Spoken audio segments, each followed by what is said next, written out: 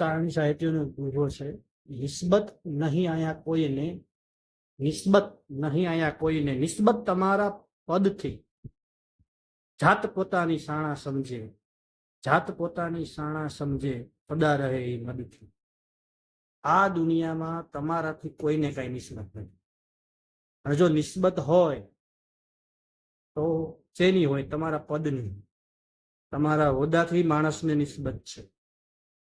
કળિયુગની જે સાહિત્યમાં 18 નિશાનીઓ બતાવી, એમાંની એક નિશાની છે નિસ્બત નહીં તમારી, નિસ્બત તમારા પદથી, તમારા પદથી માણસને, તમારા હોદ્દાથી નિસ્બત છે.